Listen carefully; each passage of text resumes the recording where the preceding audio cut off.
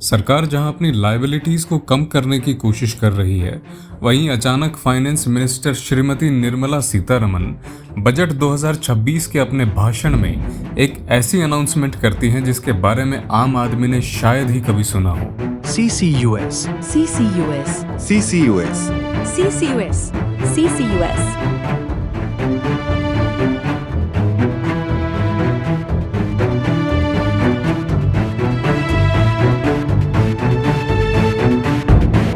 भारत के भविष्य को मेरा अभिवादन।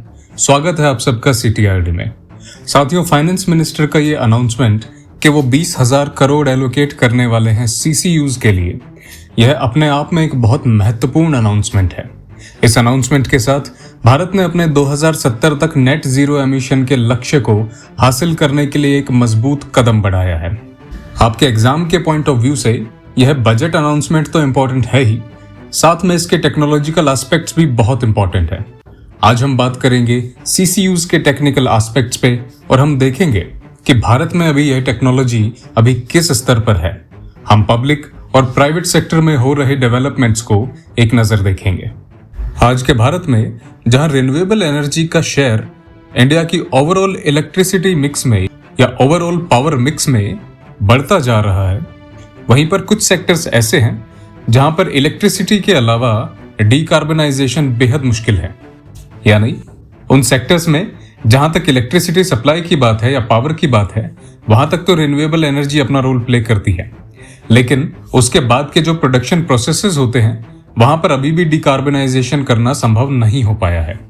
ऐसे कुछ सेक्टर्स हैं स्टील, सीमेंट या केमिकल्स के सेक्टर्स, जहां पर कार्बन डाइऑक्साइड का एमिशन इसके प्रोडक्शन प्रोसेसेस के दौरान भी होता है। अगर आप लगातार अपने PYQs अटेम्प्ट कर रहे हैं तो सीमेंट सेक्टर के बारे में भी आपको कुछ PYQs मिले होंगे। उन PYQs के जरिए आपको पता लगा होगा कि ओवरऑल अगर हम सिर्फ सीमेंट सेक्टर की बात करें तो दुनिया भर के जितने कार्बन एमिशंस हैं, सीमेंट सेक्टर उसमें लगभग 7% के आसपास कंट्रीब्यूट करता है। ऐसे में CCUs का होना ना केवल आज की जरूरत है बल्कि एक बेहतर अप्रोच भी है नेट जीरो एमिशन की तरफ बढ़ने की। तो जैसा वीडियो के शुरुआत में आपने इस शब्द को बार बार सुना होगा CCUS, तो सबसे पहले हम इस शब्द को डिकोड करने से ही शुरुआत करते हैं। CCUS इसका मतलब है carbon capture, utilisation and storage. CCUS acronym एक सेट ऑफ प्रोसेसेस है जिसके जरिए हम कार्बन को कैप्चर करते हैं, उसे यूटिलाइज करते हैं और उसका लॉन्ग टर्म स्टोरेज करते हैं। ऐसा करके ना केवल हम कार्बन डाइऑक्साइड को एटमॉस्फेयर में जाने से रोक रहे हैं, बल्कि वो कार्बन जो कि एक वेस्ट प्रोडक्ट की तरह निकलता है या बाय प्रोडक्ट की तरह निकलता है प्रोडक्शन प्रोसेसेस में या फिर फ्यूल के कंबशन के दौरान, हम उस वेस्ट को मैनेज करके उससे एसेट क्रिएशन का काम भी कर रहे हैं। इसके लिए हम जो मेन टेक्नोलॉजी इस्तेमाल करने वाले हैं उसके 3 मेजर पिलर्स हैं। पहला पिलर है कैप्चरिंग द कार्बन, दूसरा पिलर है यूटिलाइजिंग दैट कार्बन और तीसरा पिलर है storing that carbon for a long period of time. जब हम पहले पिलर की बात करते हैं तो वहां पर हमें नजर आती हैं कार्बन कैप्चर टेक्नोलॉजीज। ये CCUS का पहला स्टेप है और ना केवल सबसे पहला बल्कि सबसे महंगा स्टेप भी है। ऑन एवरेज इस पूरे प्रोसेस में जिसमें हम कार्बन को कैप्चर कर रहे हैं, यूटिलाइज कर रहे हैं और स्टोर कर रहे हैं, इसमें आने वाले कुल खर्च का लगभग 70 to 90% हिस्सा यहां खर्च होता है। कार्बन को कैप्चर करने के 4 तरीके हैं और इन चारों तरीकों को हम अलग अलग इंडस्ट्रीज के हिसाब से ऑप्टिमाइज करके इस्तेमाल करते हैं। सबसे पहला तरीका है पोस्ट कंबशन। पोस्ट कंबशन वो प्रोसेस है ऐसी इंडस्ट्रीज और पावर प्लांट्स जहां पर फॉसिल फ्यूल्स को बर्न करके एनर्जी प्रोडक्शन का काम लिया जा रहा है। ऐसे पावर प्लांट्स को हम रेट्रोफिट करते हैं ऐसी मशीनरी से जो कंबशन के दौरान पैदा होने वाली गैसेस, जिन्हें हम फ्लू गैसेस के नाम से जानते हैं, इन फ्लू गैसेस को एटमॉस्फेयर में रिलीज होने से पहले ही कैप्चर कर लेते हैं और कैप्चर करके इन गैसेस को हम डिसॉल्व करने के लिए ऐसे सॉल्वेंट्स का काम लेते हैं जैसे कि MEA या मोनो इथेनॉल अमाइन, जिसमें कि वो गैसेस डिसॉल्व हो जाएं और बाद में हम उन्हें प्रोसेस करके उनसे इन गैसेस को निकाल के कार्बन को कैप्चर करते हैं। इसी प्रोसेस को और ज्यादा एफिशिएंट बनाने के लिए हम एक दूसरी अप्रोच का इस्तेमाल करते हैं जिसे हम कहते हैं ऑक्सी फ्यूल कंबशन। इस प्रोसेस में हम फॉसिल फ्यूल्स के अंदर हाईली प्योर ऑक्सीजन को मिक्स करते हैं। इस ऑक्सीजन की अवेलेबिलिटी की वजह से जो फॉसिल फ्यूल्स होते हैं वो बहुत एफिशिएंटली बर्न होते हैं और जिसका रिजल्ट होता है कि एफिशिएंट बर्निंग की वजह से प्योर कार्बन डाइऑक्साइड निकलती है और साथ में वाटर वेपर निकलता है। इस प्रोसेस से हम कार्बन डाइऑक्साइड के कैप्चर को तो आसान बना लेते हैं, लेकिन इस प्रोसेस का एक ड्रॉबैक ये है कि हमें प्योर ऑक्सीजन प्रोड्यूस करना पड़ता है जो कि काफी महंगा होता है। इसलिए कुछ सेक्टर्स में इस प्रोसेस को प्री कंबशन लेवल पे ही सिंप्लीफाई करने की कोशिश की जाती है। और यहाँ आती है हमारी तीसरी टेक्नोलॉजी जिन्हें हम pre combustion carbon capture technologies कहते हैं। इन प्रोसेसेस में फॉसिल फ्यूल को पहले गैसिफाई किया जाता है। गैसिफाई करके उन्हें सिनगैस में कन्वर्ट किया जाता है। सिनगैस एक मिक्सचर होता है हाइड्रोजन का और कार्बन मोनोऑक्साइड का। इस तरह गैसिफिकेशन करके हम कार्बन को पहले ही विड्रॉ कर लेते हैं फ्यूल से और फ्यूल में केवल प्योर हाइड्रोजन बच जाती है जो कि ज्यादा एफिशिएंटली बर्न होती है और कोई पॉल्यूशन भी नहीं फैलाती। ये कार्बन मोनोऑक्साइड कन्वर्ट कर दी जाती है कार्बन डाइऑक्साइड में जिसे फर्दर स्टोर करके हम यूटिलाइज कर सकते हैं। ये तीनों वो प्रोसेसेस हैं जहां हम कार्बन का एमिशन रोक रहे हैं, यानी जो एग्जिस्टिंग कार्बन फॉसिल फ्यूल्स के रूप में है उसे हम एटमॉस्फेयर में जाने से रोक देते हैं इन तीन प्रोसेसेस का इस्तेमाल करके। लेकिन जो कार्बन एटमॉस्फेयर में पहले से मौजूद है कार्बन डाइऑक्साइड के रूप में, उसकी कंसंट्रेशन को कम करने के लिए हम एक और टेक्नोलॉजी का इस्तेमाल करते हैं जिसे हम कहते हैं डायरेक्ट एयर कैप्चर टेक्नोलॉजी या डीएसी टेक्नोलॉजी। डीएसी टेक्नोलॉजी में बड़े बड़े फैंस का इस्तेमाल करके गैस को एटमॉस्फेयर से विड्रॉ किया जाता है, उसे गुजारा जाता है केमिकल सॉर्बेंट से। इन केमिकल से इंटरेक्ट करके या तो कार्बन डाइऑक्साइड इन केमिकल्स में एब्जॉर्ब हो जाती है या एडजॉर्ब हो जाती है, जिन्हें बाद में प्रोसेस करके इन केमिकल से अलग कर लिया जाता है। ये प्रोसेस काफी एक्सपेंसिव होती है और इसके एक्सपेंसिव होने का रीजन है एटमॉस्फेयर में कार्बन डाइऑक्साइड की कंसंट्रेशन बहुत कम होना। इन चार टेक्नोलॉजीज का इस्तेमाल करके हम कार्बन को कैप्चर करते हैं और एक बार कैप्चर करने के बाद हम अगले स्टेप पे बढ़ते हैं जो है कार्बन यूटिलाइजेशन। यही वो स्टेप है जहां पर हम इस वेस्ट को वैल्यू में कन्वर्ट करते हैं और यहीं पे इस एक्रोनिम में कार्बन कैप्चर के बाद जुड़ता है यू, यानी यूटिलाइजेशन। कैप्चर्ड कार्बन डाइऑक्साइड को प्रोसेस किया जाता है और प्रोसेस करने के बाद उसे ट्रांसफॉर्म किया जाता है ऐसे केमिकल्स में जैसे मेथनॉल, यूरिया जिसे फर्टिलाइजर के रूप में इस्तेमाल किया जाता है, या इससे सिंथेटिक फ्यूल्स क्रिएट किए जाते हैं जो कि एविएशन इंडस्ट्री में काम आ सकते हैं। ये एक यूटिलाइजेशन है। इसी कार्बन का इस्तेमाल दूसरे तरीके से भी किया जा सकता है और वो किया जाता है कंस्ट्रक्शन सेक्टर में। आप अगर अपने आसपास कंक्रीट के आजकल बड़े ब्लॉक्स जो देख रहे हैं जो ब्रिक्स की जगह पर इस्तेमाल होते हैं, जिन्हें हम एसीसी ब्लॉक्स कहते हैं या ऑटोक्लेव्ड एरेटेड कंक्रीट ब्लॉक्स कहते हैं, इनमें कार्बन डाइऑक्साइड का इस्तेमाल किया जाता है और कार्बन डाइऑक्साइड का इस्तेमाल प्राइमरीली कंक्रीट को क्योर करने में किया जाता है। इस प्रोसेस के चलते carbon dioxide permanently lock in हो जाती है इन ब्लॉक्स में और काफी लंबे समय तक, जब तक इन ब्लॉक्स की लाइफ है तब तक कार्बन डाइऑक्साइड इनमें लॉक्ड रहती है। तीसरा जो एक इनोवेटिव इस्तेमाल हम कार्बन का करते हैं वो है इसका बायोलॉजिकल यूज। हम इंडस्ट्रियल स्केल पर कुछ ऐसे माइक्रो एल्गे कल्टीवेट कर सकते हैं जो कार्बन डाइऑक्साइड को अपने फूड की तरह इस्तेमाल करें और ग्रो करें। इन्हीं माइक्रो एल्गे को हम प्रोसेस करके इनसे बायोफ्यूल्स बना सकते हैं या इनसे एनिमल फीड भी बना सकते हैं।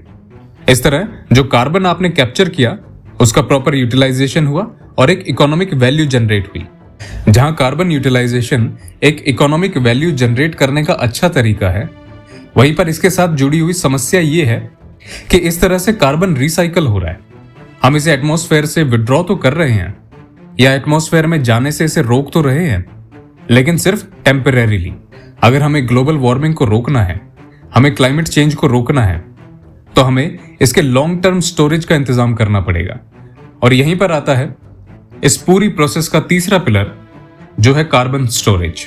और यहां एक्रोनिम पूरा हो जाता है CCUS। Long term carbon storage के 4 वायबल मेथड्स हैं जिन पर आजकल डिस्कशंस और डेलिब्रेशंस किए जा रहे हैं। इसमें सबसे पहला जो मेथड है हमारे पास, वो है कार्बन डाइऑक्साइड को जो हमने कैप्चर किया है उसे सैलाइन एक्विफर्स में इंजेक्ट करना। सैलाइन एक्विफर्स पानी के वो एक्विफर्स हैं जो लगभग 800 मीटर की गहराई पर आपको मिलते हैं, और इनमें जो पानी होता है वो सैलाइन या खारा पानी होता है जो पीने लायक नहीं होता। इस तरह के रॉक फॉर्मेशंस में हम कार्बन डाइऑक्साइड को पंप करके कार्बन सिक्वेस्ट्रेशन कर सकते हैं। ये सैलाइन एक्विफर्स आपको डीप सी बेड में भी देखने को मिलेंगे और लैंड पे भी, और इसी वजह से इन सैलाइन एक्विफर्स का सबसे हाईएस्ट पोटेंशियल है जब हम ग्लोबल कार्बन स्टोरेज पोटेंशियल की बात करते हैं। तो इन सैलाइन एक्विफर्स को हम कार्बन डाइऑक्साइड से सैचुरेट करके लगभग 10,000 giga turns of carbon dioxide इनमें पंप कर सकते हैं और सिक्वेस्टर कर सकते हैं।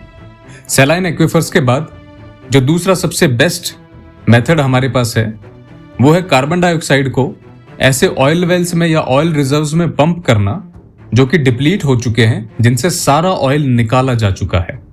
ये ऐसे जियोलॉजिकल स्ट्रक्चर्स होते हैं जिनकी जियोलॉजी इस हिसाब से डेवलप हुई होती है कि वो गैसेस को मिलियंस ऑफ ईयर्स तक स्टोर करके रख सके। यहां से गैसेस के लीक होने के चांसेस भी बेहद कम होते हैं। ये काफी सिक्योर ऑप्शन है कार्बन डाइऑक्साइड को लंबे समय के लिए स्टोर करने का। ये प्रोसेस और भी ज्यादा इकोनॉमिकली वायबल हो जाता है जब हम इसी कार्बन डाइऑक्साइड का इस्तेमाल एग्जिस्टिंग ऑयल रिजर्व्स से ऑयल निकालने में करें, और इसी प्रोसेस को हम कहते हैं EOR या एनहेंस्ड ऑयल रिकवरी प्रोसेस। इस प्रोसेस में ऐसे रिजर्व्स जिनमें ऑयल है, जिससे ऑयल को पंप करने में ज्यादा एक्सपेंस आ रहा है, हम उसमें कार्बन डाइऑक्साइड को पंप करके उस रिजर्व का इंटरनल प्रेशर बढ़ा सकते हैं। प्रेशर बढ़ने के कारण इस ऑयल का एक्सट्रैक्शन इजी हो जाएगा और इस ऑयल को हम आराम से निकाल कर इस्तेमाल भी कर पाएंगे। ये रेवेन्यू के हिसाब से तो वायबल है, लेकिन इसका क्लाइमेट इम्पैक्ट डिबेटेड है। तो पहले आपने कार्बन को कैप्चर करके उसको पंप करने में खर्चा किया, और उसी कार्बन डाइऑक्साइड का आपने इस्तेमाल किया ऑयल को निकालने में। आपने उस ऑयल को बर्न किया, उसका कार्बन कैप्चर किया, और वापस से उस कार्बन को आपने फिर पंप किया। तो यहाँ एडिशनल ऑयल प्रोडक्शन जो हो रहा है वो एक टॉपिक ऑफ कंट्रोवर्सी है, क्योंकि इस समय पूरी दुनिया फॉसिल फ्यूल से दूर होने की कोशिश कर रही है। चौथी इफेक्टिव स्ट्रेटेजी जो हम कार्बन स्टोरेज के लिए इस्तेमाल कर सकते हैं वो है मिनरल कार्बोनेशन। इस प्रोसेस में कार्बन डाइऑक्साइड को रिएक्ट करवाया जाता है बसॉल्ट जैसे मिनरल से, जिनसे रिएक्ट करके कार्बन डाइऑक्साइड एक solid stable rock like substance बनाती है, और इस रॉक के फॉर्मेशन से ही कार्बन डाइऑक्साइड के लीकेज के चांसेस खत्म हो जाते हैं, यानी कार्बन डाइऑक्साइड यहां परमानेंटली लॉक हो जाती है। ये 3 पिलर्स कंप्लीट करते हैं टेक्नोलॉजिकल एस्पेक्ट ऑफ CCUS। 2024 के आंकड़ों को हम देखें तो पूरी दुनिया में लगभग 45 ऐसी कमर्शियल फैसिलिटीज चल रही थी जो कार्बन को कैप्चर करने पे काम कर रही हैं। इन फैसिलिटीज को लेकर जो चैलेंजेस फेस किए जा रहे हैं वो ये है कि इन फैसिलिटीज को सेटअप करने में high amount of capital expenditure चाहिए होता है, यानी पैसा काफी खर्च होता है। इसके अलावा इन फैसिलिटीज को ऑपरेट करने में ही हमें 10 to 40% ज्यादा एनर्जी प्रोडक्शन करना पड़ता है। तो ये एक तरीके से एनर्जी पेनल्टी हुई। और जो कार्बन सिक्वेस्ट्रेशन के हम 4 मेथड्स इस्तेमाल करते हैं, including pumping it under the ground, उसमें लीकेज के कंसर्न्स हैं कि अगर कैप रॉक स्ट्रक्चर ठीक नहीं हुआ तो जितना भी कार्बन डाइऑक्साइड हमने पंप किया है अंडरग्राउंड एक्विफर में या डिप्लीटेड ऑयल रिजर्व में, वो वापस से एस्केप कर जाएगा और वो कार्बन डाइऑक्साइड वापस एटमॉस्फेयर में पहुंच जाएगी और ये पूरी प्रोसेस नाकाम हो जाएगी। इस टेक्नोलॉजी को और ज्यादा इंप्रूव करने के लिए कुछ कंट्रीज हैं जो फाइनेंशियल सपोर्ट प्रोवाइड करवा रहे हैं। इसमें यूएस और यूरोपियन यूनियन भी शामिल है। यूरोपियन यूनियन अपने इनोवेशन फंड के जरिए ऐसे प्रोजेक्ट्स को फाइनेंस करता है। ऐसे में फाइनेंस मिनिस्टर का ये डिक्लेयर करना कि हम आने वाले 5 साल में 20,000 करोड़ रुपए खर्च करेंगे CCUS पे, ये एक बेहद इंपॉर्टेंट अनाउंसमेंट हो जाता है। ये दिखाता है कि भारत रिसर्च एंड डेवलपमेंट से शिफ्ट होकर कार्बन कैप्चर को अपनी पॉलिसी की तरह अडॉप्ट कर रहा है। इंडिया CCUS को इस्तेमाल करके अपनी नेट जीरो 2070 स्ट्रेटेजी को स्ट्रेंथन कर रहा है। आपके लिए यह भी समझना जरूरी है कि यह 20,000 करोड़ का announcement out of the blue या अचानक से नहीं किया गया है। इसके पीछे पूरा एक रोड मैप है, कॉन्क्रीट स्टेप्स हैं जो दिसंबर 2025 से ही लगातार लिए जा रहे हैं। दिसंबर 2025 में department of science and technology ने एक नेशनल रोड मैप प्रेजेंट किया। इस रोड मैप के अकॉर्डिंग एम सेट किया गया 750 million tons of carbon dioxide को कैप्चर करने का 2050 तक। और ये कार्बन डाइऑक्साइड कैप्चर ऐसे सेक्टर्स से किया जाएगा जिन्हें हम traditionally hard to abate sectors कहते हैं, या ऐसे सेक्टर्स जहां पे डीकार्बनाइजेशन अभी तक एक चैलेंज बना हुआ था। 2025 में ही गवर्नमेंट ने mandatory green house gas emission intensity target set किए एल्यूमिनियम और सीमेंट सेक्टर के लिए। ये टारगेट सेट किए गए CCTS के बैकड्रॉप में, यानी कार्बन क्रेडिट ट्रेडिंग स्कीम के तहत। इस स्कीम का इस्तेमाल करके वे कंपनीज जो कि अपने एमिशन टारगेट्स को अचीव करती हैं, वो अर्न करेंगी कार्बन क्रेडिट सर्टिफिकेट्स, या जिन्हें हम CCCs कहते हैं। इन कार्बन क्रेडिट सर्टिफिकेट्स को बेचा जा सकेगा कार्बन क्रेडिट ट्रेडिंग स्कीम के तहत। और वे कंपनीज जो अपने एमिशन टारगेट्स को अचीव नहीं कर पा रही हैं, उन्हें या तो ये सर्टिफिकेट्स खरीदने पड़ेंगे या उन्हें पेनल्टीज फेस करनी पड़ेंगी। इसी कार्बन क्रेडिट ट्रेडिंग स्कीम के तहत CCUS को अप्रूव किया गया है एज एन एलिजिबल एक्टिविटी, ताकि एक और मैकेनिज्म क्रिएट हो सके कार्बन ऑफसेट का।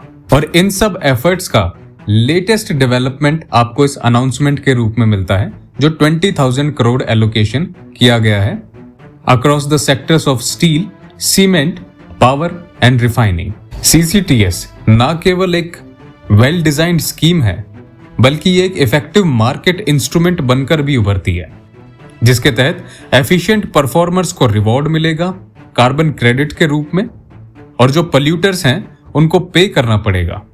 ये बेस्ड है पॉल्यूटर पेज प्रिंसिपल पे।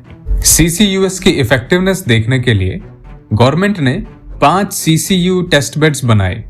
ये टेस्ट बेड्स बनाए गए सीमेंट इंडस्ट्री में पब्लिक प्राइवेट पार्टनरशिप मॉडल पर। इन टेस्ट बेड्स के जरिए एक्सप्लोर किया गया 2 तरह के टेक्नोलॉजीज को। पहली टेक्नोलॉजी में फोकस किया गया कार्बन नेगेटिव मिनरलाइजेशन पे, जहां पे कार्बन डाइऑक्साइड को रॉक में कन्वर्ट किया गया। और दूसरी टेक्नोलॉजी जो इन CCU टेस्ट बेड्स में टेस्ट की गई, वो थी वैक्यूम स्विंग एडजॉर्प्शन टेक्नोलॉजी। क्या आपको पता है ये वैक्यूम स्विंग एडजॉर्प्शन टेक्नोलॉजी कैसे काम करती है? इस प्रोसेस में गैसेस को एक चैम्बर से गुजारा जाता है। इस चैम्बर में एक सॉलिड एडजॉर्बेंट या एक केमिकल होता है।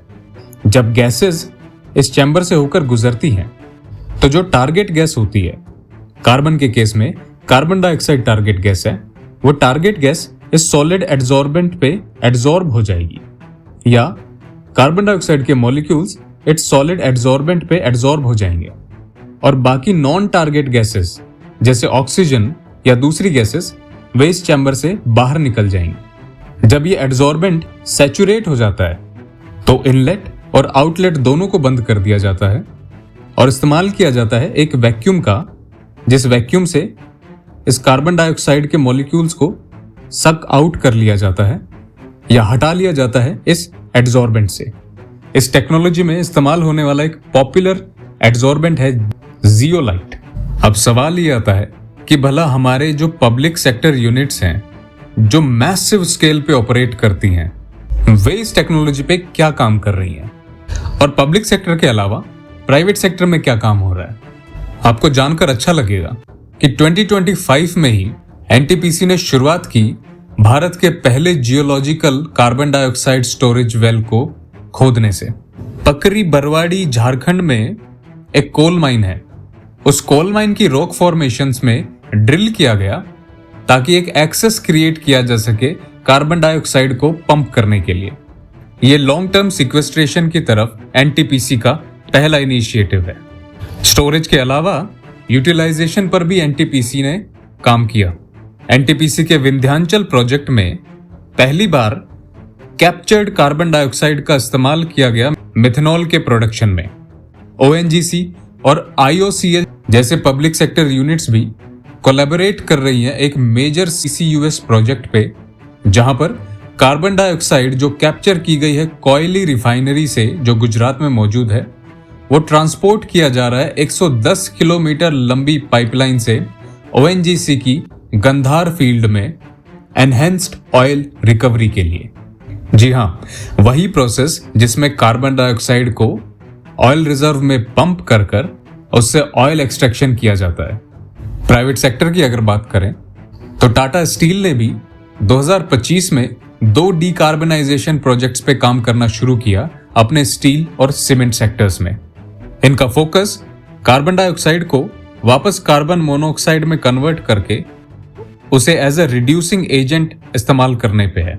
डालमिया सीमेंट ने कमिट किया है कार्बन नेगेटिव होने का बाय 2040 और इसी सिलसिले में डालमिया सीमेंट एक्सप्लोर कर रही है एक सीसीयू प्लांट को जो सेटअप किया है इन्होंने तमिलनाडु में। टूटिकोरिन एल्कली केमिकल्स ने काफी एडवांसमेंट किया है। टूटिकोरिन एल्कली केमिकल्स ऑपरेट करती है दुनिया के पहले इंडस्ट्रियल स्केल पे काम करने वाले कार्बन कैप्चर यूनिट को। ये प्लांट एक साल में 60,000 टन कार्बन डाइऑक्साइड को कैप्चर करता है। ये कार्बन डाइऑक्साइड कैप्चर की जाती है कोल फैट बॉयलर से। इसका इस्तेमाल किया जाता है सोडा ऐश के प्रोडक्शन में। अपने मेंस आंसर राइटिंग के लिए आप इस टेबल का इस्तेमाल कर सकते हैं। दोस्तों, क्लाइमेट चेंज को रोकने के लिए लिए गए ऐसे इनिशिएटिव्स न केवल भारत की कमिटमेंट दिखाते हैं अपने नेट जीरो एमिशन के टारगेट को अचीव करने के लिए, बल्कि ये एक पॉलिसी शिफ्ट भी दिखाते हैं। इंडिया अब केवल ग्लोबल ट्रेंड्स को फॉलो नहीं कर रहा है, इंडिया अपना खुद का एक फ्रेमवर्क बना रहा है जिसकी नींव रखी इंडिया ने कार्बन क्रेडिट ट्रेडिंग स्कीम से। और ये 20,000 करोड़ जो फाइनेंस मिनिस्टर ने प्रॉमिस किए हैं, ये सर्व करेंगे इस फ्रेमवर्क की फाइनेंशियल पाइपलाइन के रूप में। जितना भी फिजिकल इंफ्रास्ट्रक्चर आज क्रिएट किया जाएगा वो सिक्योर करेगा हमारे फ्यूचर को। ऐसी स्कीम्स के जरिए हम ना केवल इकोनॉमिक ग्रोथ को बैलेंस कर पाएंगे बल्कि अपने क्लाइमेट टारगेट्स को भी अचीव कर पाएंगे। जल्द मिलते हैं आपसे अगले वीडियो में। जय हिंद।